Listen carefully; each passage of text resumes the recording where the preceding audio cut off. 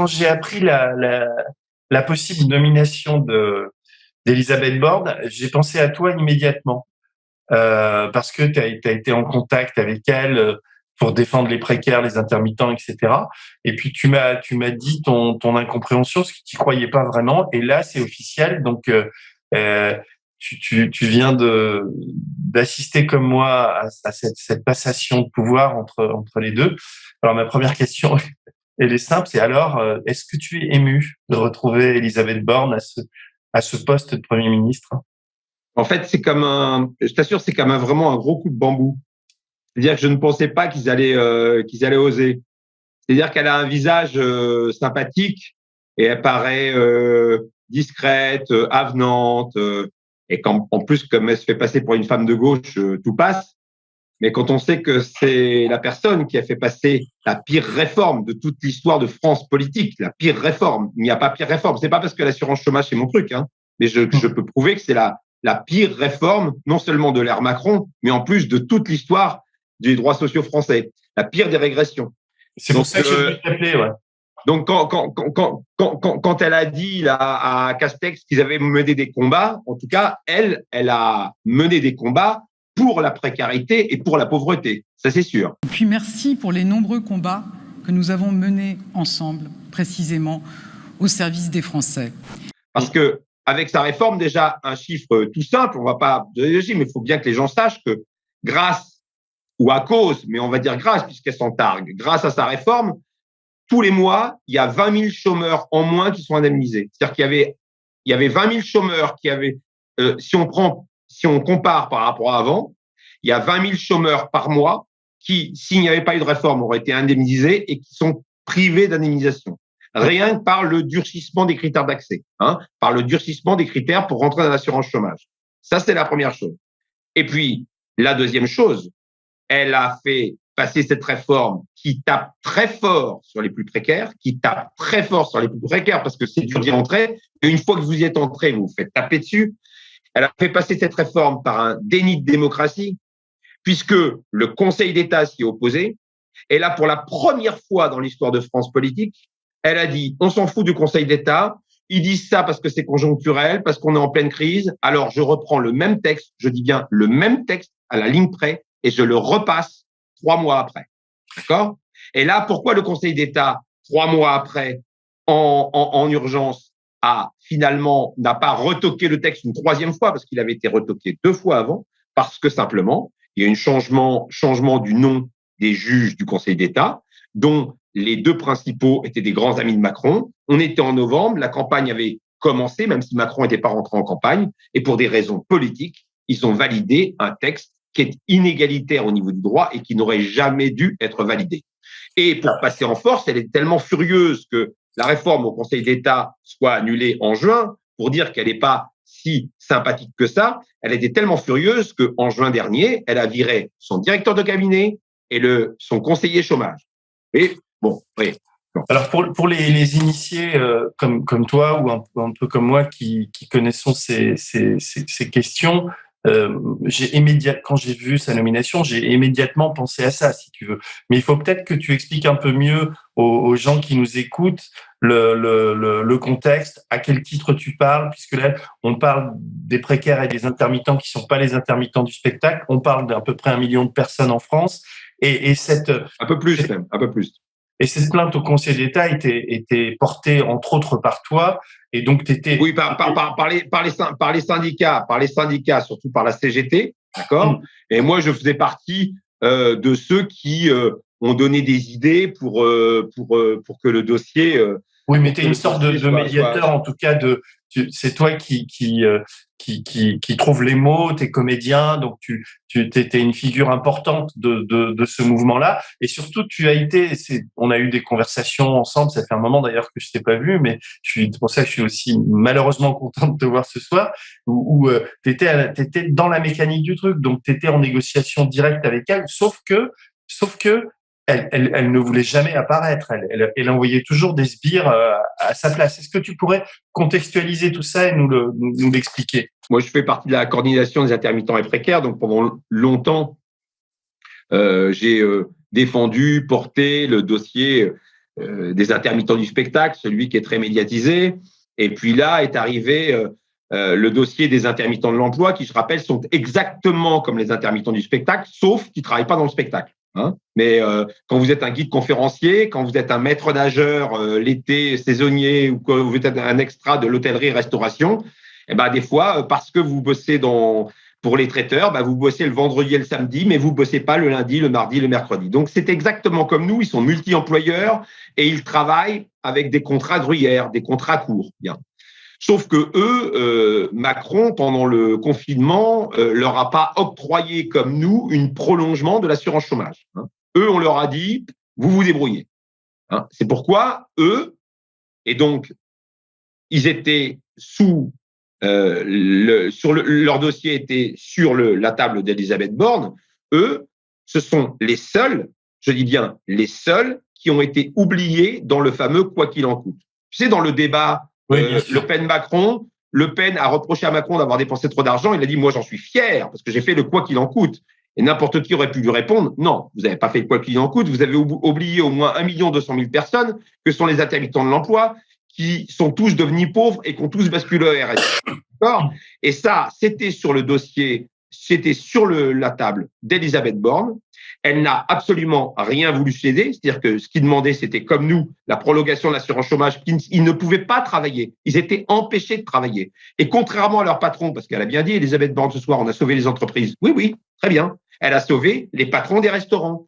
Elle a sauvé les salariés qui étaient à plein temps. Mais elle n'a pas du tout sauvé les extras, ceux qui venaient travailler le week-end dans ces mêmes restaurants. Ça, elle ne les a pas sauvés. Elle les a laissés mourir. Et le pire, c'est qu'elle a osé leur octroyer une pauvre prime qui avait des critères pour avoir la prime tellement importants que personne n'a touché cette prime. Donc, en plus, elle a fait croire à l'Assemblée nationale qu'elle a octroyé une petite prime et ensuite, ils sont tous devenus extrêmement pauvres. Il faut bien comprendre que Elisabeth Borne a assumé une réforme que Trump n'a pas pu faire aux États-Unis. Ça, c'est extrêmement important de comprendre ça, la violence de cette réforme. La violence de cette réforme, c'est l'experience rating. Pour info, c'est assez simple à comprendre. Aux États-Unis, sur l'assurance maladie, Trump voulait faire du bonus-malus, à savoir, tu es malade pendant 4 mois, eh bien, si l'année d'après, tu déclenches une maladie longue et tu es malade pendant, mettons, 6 mois, eh bien, on te dit, les 4 premiers mois, on ne te les paye pas. Parce que l'année dernière, tu n'étais pas malade pendant 4 mois. Donc, c'est la modulation des risques suivant ton passé dans ces mêmes risques. OK. L'experience rating. Eh bien, Elisabeth Borne a appliqué ça à la lettre dans l'assurance chômage. À savoir qu'un intermittent de l'emploi qui, une année, perçoit 3 mois de chômage, eh bien, l'année d'après, on lui dira déjà, même si tu dois percevoir 5 mois de chômage, les 3 premiers mois, toi, c'est fini. On ne te les donne pas. Tu commenceras à percevoir que le 4e mois. Ça, c'est l'experience rating. Vous voyez? C'est-à-dire que c'est l'idée que, en fait, plus on est pauvre, plus on te taxe et plus on t'appauvrit. Et ça, elle a masqué ça derrière des chiffres. Et donc, elle a masqué ça derrière des chiffres. Mais normalement, c'est une chose qu'elle n'aurait pas eu le droit de faire en termes de droits sociaux. On ne peut pas faire d'experience rating en termes de droits sociaux. Imagine un peu au niveau de l'assurance maladie. Il faut bien imaginer quelqu'un qui aurait un malus parce que l'année d'avant, il a été malade. Et donc, on lui dirait, ah non, l'année d'avant, tu as été arrêté 2 mois. Donc, cette année, si tu as arrêté 2 mois, c'est pour ta pomme. C'est qu'à partir du 3e mois qu'on va commencer à te verser de l'argent. Là, oui, mais ça, ce qu'elle fait là, c'est pas uniquement pour l'assurance maladie, c'est simplement. Non, c'est pas pour l'assurance maladie. Elle a fait ça pour l'assurance chômage. Mais parce que il y a peut-être une méprise quand on t'écoute, on a l'impression qu'elle a fait ça pour l'assurance maladie. C'est sur l'assurance chômage. Elle a fait ça sur l'assurance chômage. Mais je compare toujours avec cette histoire d'assurance maladie parce que les gens qui ne sont pas au chômage sont plus enclins à comprendre le système de l'assurance maladie. OK.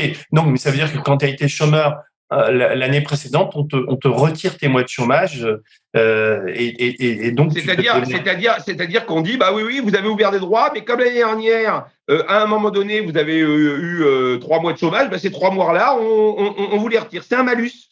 C'est un malus. Non, mais c'est un peu comme une assurance privée. Plus tu as d'accidents, plus tu payes et moins bien tu es assuré.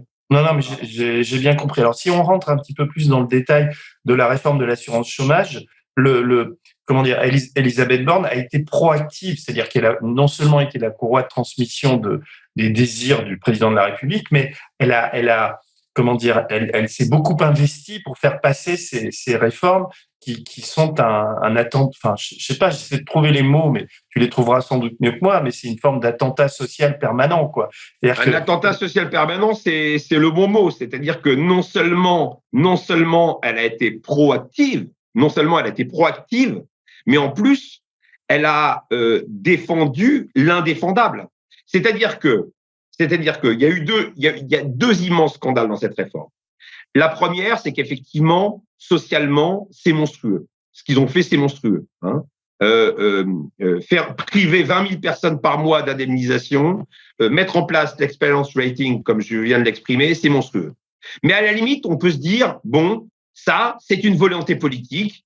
Si c'était que monstrueux, à la limite, l'État a le droit de supprimer l'assurance chômage. Et le Conseil d'État n'aurait rien à dire. Mais non seulement c'est monstrueux, mais pourquoi est-ce que le Conseil d'État a retoqué la réforme? Pas parce que c'est monstrueux. Le Conseil d'État n'a pas à juger de l'ampleur politique d'une réforme. Parce que c'est totalement inégalitaire.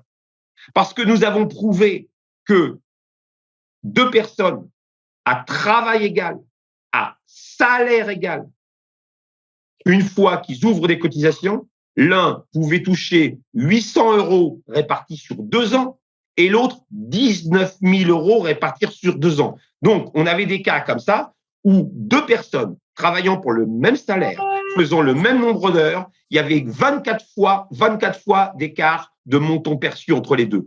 Cette inégalité de traitement-là, qu'on a tous appelé la grande loterie, tous les sociologues qui ont travaillé dessus, les statisticiens, ils ont titré ça la grande loterie. Ça fait le titre de beaucoup de choses. La grande loterie. Tu peux expliquer mieux, Samuel, parce qu'on ne comprend pas bien le 800 et 19 000. Alors, je vais réexpliquer. Vous avez deux personnes qui travaillent sur le même poste, qui font exactement le même emploi, pour le même nombre d'heures et pour le même salaire. Simplement, ces deux personnes-là ne déclarent pas leurs heures au même moment. Il y en a un qui déclare du 1 au 20, mettons, et l'autre qui les déclare du 20 du mois au 10 du mois suivant. Les 20 jours, il les fait à cheval sur 2 mois, au lieu de les faire sur un même mois. Et quand on est intermittent, on ne choisit jamais ces périodes de déclaration de travail. On peut être employé sur 2 mois contigus, on peut être employé 10 jours sur le même mois ou 10 jours sur 2 mois. Eh bien, suivant la façon de déclarer, c'est-à-dire que suivant la façon dont ces deux personnes vont être embauchées, un du 1 au 10 et l'autre du 25 au 5, du 25 du mois au 5 suivant, ils vont faire les 10 jours, ces gens-là n'auront pas du tout le même avenir quant à leur rémunération d'assurance chômage. Et c'est comme ça qu'on trouve des gens, on a 2 cas, on avait appelé Alexandre et Émilie, ils ouvraient des droits au chômage parce qu'ils avaient travaillé pendant plus de 2 ans.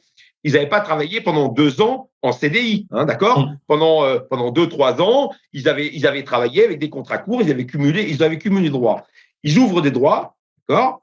Et sur l'ensemble de leur indemnisation, imaginons que leur indemnisation couvre du 1er janvier 2022 au 1er janvier 2024, sur l'ensemble de l'indemnisation, on trouve des écarts qui, pour l'une, allait percevoir 800 € sur l'ensemble de son indemnisation, c'est-à-dire que quelques euros par mois, parce que 800 € sur 24 mois, il suffit de diviser, c'est pas beaucoup. Et l'autre allait percevoir 19 000 € sur l'ensemble de son indemnisation, d'accord, sur les 24 mois.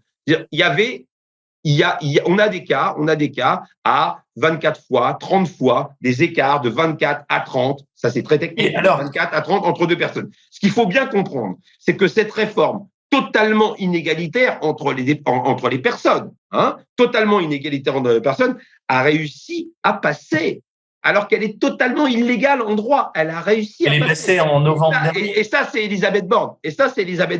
Qui est passée en force. À tel point, encore une fois, elle est d'autant plus passée en force qu'elle a viré son directeur de cabinet et son conseiller chômage. Et ensuite, elle est passée en force. Donc, c'est pas du tout la gentille, douce, sympathique. Pas du tout, du tout, du tout. La façon dont elle nous a traités. Nous, on demandait à ce qu'on soit reçu par elle. La façon dont elle nous a traités, c'était absolument, absolument dégueulasse. Elle avait là des gens qui étaient vraiment en train de crever de faim, mais vraiment, il y en avait qui étaient en train qui étaient à la rue, il y en a qui étaient en train de savoir comment ils allaient vendre leur appart et tout ça. Et elle ne les a jamais reçus. Elle envoyait au mieux son directeur de cabinet, au pire son responsable chômage qui nous disait toujours la même chose. Et en fait, elle a été d'un mépris. Je veux dire, c'est la seule ministre, par exemple, quand c'était, je suis pas spécialement ami avec lui, je m'en fous, mais quand c'était Michel Sapin, il nous recevait. Il nous recevait pour des dossiers aussi importants. Là, on était en temps de Covid. C'était une situation d'urgence. C'était les seuls en France qui avaient été oubliés sur le quoi qu'il en coûte. Les seuls en France qui avaient été oubliés sur le quoi qu'il en coûte. Tu peux pas trouver d'autres exemples. Seuls les intermittents de l'emploi ont été oubliés. Les gens en CDI, les fonctionnaires ont touché leur argent. Les CDI, ils ont eu le chômage partiel. Les patrons, ils ont été très correctement dotés pour maintenir leur établissement. Les seuls qui ont été oubliés. Et les conséquences de quoi? Les conséquences de ça, là, elles sont très concrètes, mais très concrètes. Justement, j'allais y venir. Ouais, ça veut dire, j'ai vu dans le Parisien là l'autre jour qu'on manquait de maîtres nageurs cet été. J'ai vu que les hôtels manquent de cuisiniers. Donc ça veut dire que il y a des gens qui étaient intermittents en événementiel, etc., qui avant la réforme trouver du boulot, mais là ils changent tous de boulot. Ils se disent mais je vais pas continuer à crever la dalle et à vivre comme ça avec une réforme pareille. Donc aujourd'hui, là cet été, il y a des hôtels, des piscines, des tas d'endroits où ça va être la merde à cause. Je m'excuse d'être aussi radical, mais tu me dis si je me trompe, si je t'écoute, à cause d'Emmanuel Macron certes, mais aussi beaucoup d'Elisabeth Borne. Exactement, mais exactement. C'est plus qu'anecdotique. La semaine dernière, effectivement, il y a eu beaucoup de télé qui ont fait leur une, France 2, BFM, etc. Un manque terrible des maîtres nageurs. Là, ça n'a jamais été comme ça. Et ils s'étonnent. Un manque terrible des maîtres nageurs. Alors, ce qu'il faut savoir, pour aller très très vite, c'est que maîtres nageurs, il y en a qui sont à l'année dans les piscines, qui sont en CDI. Donc, ceux-là, c'est pas de ceux-là dont on parle. Mais énormément de maîtres nageurs, on peut le comprendre, sont saisonniers. Parce qu'ils travaillent l'été, mais pas dans les piscines municipales. Ça va être dans les campings, l'été à la mer, etc., etc. Bien. Eh bien, ces gens-là, on peut pas leur dire on vous prend pendant 4 mois et derrière on vous jette. C'est pas possible. Et ils l'ont bien compris. Donc, c'est clair, ils ont arrêté leur activité. Et là, ils n'arrivent pas à en retrouver. Donc, quand je voyais là dans les reportages les directeurs de camping qui pleuraient parce qu'ils disaient mais nous, s'il n'y a pas de maître nageur, on n'a pas le droit d'ouvrir la piscine. Et nous, notre camping, on le remplit grâce à la piscine. Eh bien, ils peuvent dire merci à Elisabeth Borne. Parce que, effectivement, s'il n'y a pas de maître nageur, c'est pas du tout à cause du Covid, contrairement à ce qu'on croit. C'est parce que leur statut, via l'assurance chômage, a tellement changé qu'on ne voit pas qui serait assez fou pour se lancer dans le métier de maître nageur saisonnier, qui n'a plus aucun intérêt, puisque, de toute façon, la personne est amenée à vivre pauvre 9 mois dans l'année. Bon. Donc, c'est pas possible. Donc, ça a commencé effectivement. Là, on parle de maître nageur parce que la saison d'été arrive, mais ça fait 2 mois quand même qu'on entend les restaurateurs, les hôteliers dire mais on ne comprend pas. On avait du personnel super qualifié. J'ai entendu l'autre fois, il me disait, le gars disait écoutez, j'avais un personnel très, très qualifié et là, je ne retrouve personne. Et je ne sais pas comment je vais faire cet été, c'est une catastrophe.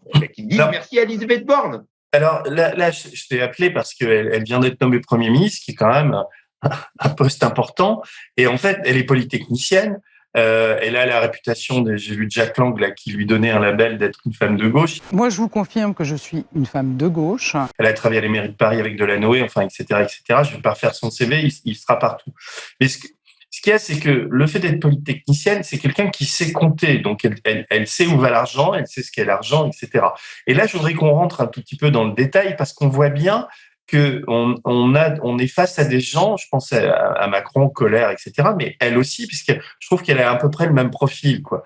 C'est des gens qui sont hors sol et qui ne se rendent pas compte comment dire, des effets que peuvent avoir leurs réformes, parce qu'ils ont justement une machine à calculer dans leurs mains et dans leur cerveau. Et en l'occurrence, sur la réforme de l'assurance chômage, il y a cette histoire. C'est ce qui provoque aujourd'hui les 20 ou 25 000 personnes qui se retrouvent sans revenus tous les mois. C'est cette histoire de, avant la réforme, quand tu travaillais 4 mois sur les 28 mois précédents, tu pouvais accéder à du chômage et une indemnité. Ouvrir le droit, tu ouvrais pour 4 mois de droit, voilà. tu ouvrais le droit. Et ce que va faire Elisabeth Borne, c'est que elle va réduire la période des 28 mois, elle va le passer à 24 mois, et elle va augmenter la période de temps de travail nécessaire qui passe de 4 à 6 mois. Et c'est ce petit jeu de curseur technocratique qui va provoquer ce désastre social. En gros, je résume. C'est ça. D'extérieur, ça paraît pas beaucoup. Hein. On se dit, ah oui, avant, c'était, fallait justifier de 4 mois sur les 28 derniers mois. Alors, les gens qui nous regardent, ils disent, oh, mais c'est rien 4 mois. Mais pour les gens qui font des journées de temps en temps, une petite journée de temps en temps, etc., cumuler 4 mois, c'est pas mal. Et donc, au bout de 4 mois, on ouvrait des droits au chômage pour le régime général. Et 4 mois sur les 28 derniers mois. Et là, effectivement, ils ont augmenté les critères d'accès. Ils sont passés de 4 mois à 6 mois. Okay. Et en plus, ils ont réduit ce qu'on appelle la période de référence. C'est-à-dire qu'ils sont passés de 28 mois à 24 mois. Donc, il y a plus de mois à faire, 6 mois, sur un délai moins grand, 24 mois. Ça, c'est 20 000 personnes qui sont privées d'assurance chômage tous les mois à cause de cette chose-là. Donc, depuis la réforme qui est passée en novembre 2021, je me trompe ou pas? Depuis la réforme qui est passée en novembre 2021, parce que le Conseil d'État, pour la 3e fois, aurait dû la retoquer, puisque c'était la même, et pour des raisons politiques, comme on était en début de campagne électorale, ne l'a pas retoqué. Alors donc les mêmes médias qui aujourd'hui nous vantent la féminité d'Elisabeth Borne et puis son côté pugnace, courageuse. J'ai noté dans la déclaration, elle dit que elle est comme Jean Castex, c'est une fervente militante de l'intérêt général et elle est pour le dialogue dans les politiques publiques. Franchement, quand tu entends ça, Alors, le dialogue social, inutile de te dire que quand j'ai entendu parler du dialogue social, alors que ce qui est extraordinaire, c'est que dans l'histoire de l'assurance chômage, d'accord, quand les réformes ont été adoptées, il y avait toujours des gens pour les signer. Hein. En général, la CFDT avec la CGC, CFTC en général, et puis il y avait souvent FO et la CGT contre. D'accord. Là, c'est la toute première fois. Je dis bien la toute première fois dans l'histoire de l'assurance chômage et dans l'histoire sociale en général, parce que même si on comprend assurance chômage, sécurité sociale, retraite, etc., c'est la toute première fois que tous les syndicats sont contre. Les 5. Tous les 5 syndicats de salariés, tous. CFDT, vent debout contre les réformes. CGT, évidemment. FO, CFTC, CGC. 5 syndicats contre. 5 syndicats vent debout. Ils ont même fait une lettre signée. C'était la première fois, ça les a rapprochés. La première fois que les 5 confédérations signaient une lettre pour lui supplier de ne pas appliquer cette réforme. Elle l'a appliquée quand même. Voilà le dialogue social façon Elisabeth Borne. Et puis, tu parlais de mathématiques. Je voudrais raconter une petite anecdote quand même, parce que cette anecdote-là montre à quel point ces gens-là sont capables de mentir et de maintenir un mensonge très, très longtemps. Et tous ceux qui pourraient me contester pourront vérifier, il y a les images. Pendant plus de 6 mois, Elisabeth Borne a rappelé à l'Assemblée nationale, en télévision, partout, que la catastrophe, c'était que les emplois précaires, en X années, en 5 ans, avaient augmenté de 250%. Elle disait 250%. À ce moment-là, elle reprenait ses fiches écrites par les sbires de Pénicaud, la précédente ministre des Affaires sociales. Une augmentation de 250% en 15 ans des contrats courts, oui. Des contrats qui sont de plus en plus courts. Est-ce que vous trouvez que c'est bien? Je trouve ça... C'est les règles de l'assurance chômage que vous êtes en train de défendre. Nous, tout de suite, on a vérifié et on s'est aperçu que ce n'était pas 250%, que c'était multiplié par 2,5. Je vais faire un peu de mathématiques, mais c'est très simple. Quand on augmente de 100%, on augmente de 2, d'accord? S'il y a un produit qui vaut 100 euros, s'il augmente de 100%, eh bien, il vaut 200 euros. Donc, quand on augmente de 100%, on fait du x2, d'accord? Dire que les emplois précaires avaient été multipliés par 2,5, c'est vrai, mais donc, ils ont augmenté de 150% et non pas de 250%. Mais pour faire plus gros, il parlait de 250%. Comme elle est polytechnicienne, donc, on pouvait supposer que les autres avant étaient nuls en maths. Mais comme elle est polytechnicienne, on va pas lui faire l'affront de lui rappeler que 250% n'est pas égal à fois 2,5. D'accord? Et donc, on lui a rappelé. Et on lui a renvoyé la note. On lui a envoyé la note, on lui a fait dire. Donc, à chaque fois, on lui disait arrêtez de dire 250%, dites multiplié par 2,5 parce que, ou alors dites 150%, 150%. Nous, c'était un détail, on s'en fichait en fait, mais c'était un détail important pour nous parce que il en allait de la véracité des chiffres. Parce que quand on avait ces sbires, ils avançaient toujours des chiffres absolument hallucinants. Et donc, on était obligé de convoquer les services juridiques, enfin les services statistiques de Pôle emploi pour dire attendez. Moi, je leur ai dit une fois, on peut ne pas être d'accord. Mais si vous me dites qu'une tour fait 200 mètres alors qu'elle ne fait que 30 mètres, là, on peut pas commencer à parler, en fait. On peut pas commencer à parler. Et Elisabeth Borne, elle n'a fait que ça. C'est-à-dire qu'elle n'a fait que répéter des mensonges, mais éhontés. Mais comme personne ne comprend rien au dossier, ça passait. Mais ce truc de 250% quand même. Et quand on l'a fait sortir dans les journaux, là, elle a arrêté de dire 250%. Elle a dit 2,5 ou 150%. Mais pendant des mois et des mois, alors qu'elle le savait, elle a continué sa communication politique totalement fausse. Fausse au niveau des chiffres. Voilà. Et ça, pour moi, ça, c'est peut-être un détail, mais c'est un détail qui en raconte beaucoup, beaucoup, beaucoup. Et justement, on va conclure. Là, je voulais surtout te faire réagir à cette nomination. Comment tu l'interprètes, toi, cette nomination, toi qui a côtoyé cette ministre? C'est le signe de quoi chez Macron? D'un durcissement, ou alors et qu'est-ce que ça laisse augurer de la suite sous son ministère?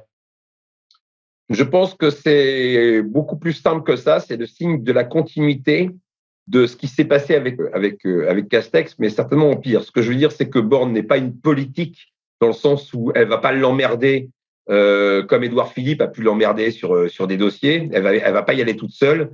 C'est quelqu'un qui est une passe-plat, qui est quelqu'un qui fait des bons services et qui fait même du zèle.